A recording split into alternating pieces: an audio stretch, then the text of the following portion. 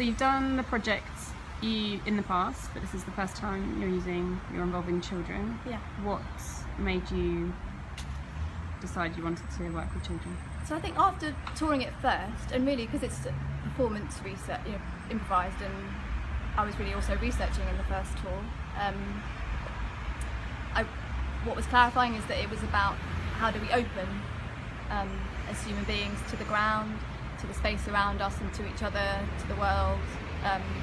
and not because I think we all have our own patterns of closing, and not that they aren't allowed, but how do we open to urban space, which is so potentially terrifying, cars whizzing by, and how do we open to each other in a space when we've been built in a space like that just sends the nervous system into kind of alert all the time, and it causes so many then things come on top, like anxiety and depression if we just close all the time. So it was really clarifying that this was about opening, and there's always been an invitation for the audience to join in, but I wanted to really research opening that more, and I've done a lot of work with children and parents in a kind of community settings, and so teaching children and parents movement, and I always felt it was something was sticking, and I wanted to marry the practice, or for those two practices to meet, of community practice with young children and parents and professional practice, and I also have a space where the professional practice didn't have to be dumbed down at all, or even change at all, but how could it open instead of change to the audience more, and so these two practices, that became a possibility that these two practices could begin to talk to each other, and in the research it's really been, what's even more clarified is that as the dancers research how do we open, what in me kind of closes or gets sticky, or for us to learn for us to have toddlers to open to is just such a delight. So it's really actually useful for the work and the practice that the dancers are up to, as well as opening to a new audience for me and for the company. And how have rehearsals been going? Really well, yeah. It's been interesting because the dancers have, so each time I've done Still in the City, I've worked with a call out from the city that I'm working in, and this is the first time that I've probably really worked in the place that I'm based in, Norwich, this time, and so it's been sort of a process of landing, because some of the dancers have come from Italy and from Portugal and from London, so it's been a process of landing, arriving, and kind of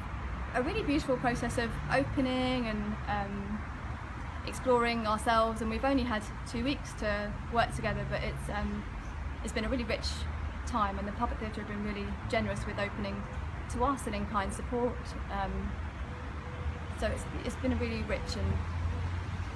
great thing, and we've had stumbling blocks and the fourth wall to question and to play with and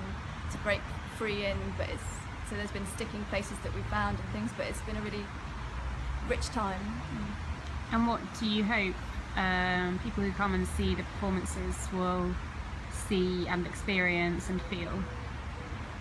So my hope is that the audience will experience this kind of opening, and they'll begin to come out. I think there's a long journey to be had, but they'll begin to come out of a place where seeing dance is about sort of sitting back and passive receipt, and they'll feel that it's more of an integrated space, so that dancers aren't unreachable, or also dance for them isn't unreachable, and that they will feel maybe more welcomed in the space and more part of it, and that we won't have this kind of are we dancers or are we human question anymore. And that also for the children who will be part of the audience, that they will have a experience of a new kind of safety that's not don't do that, be quiet, or be careful, but be safety that we hold the space, and there's so many adults there, and we're so aware and open, but there's also so a new kind of safety where they can explore their own possibility of holding on or letting go and coming in or sitting back, and they can explore freedom, so being free, which is what they are up to, I think, from, you know, they're more free when they're crawling and they're in a closed kind of relationship with the ground, and then they open and their hands are in the space, and we have this open chain to deal with, and they're in that process of coming, you know, letting go of the sofa or parents' hands and being bipedal and therefore having freedom and license for freedom. And I hope that they'll experience maybe a freedom that they don't always experience in urban space, which is difficult. Thank you. Is there anything else you want to add that we haven't covered already?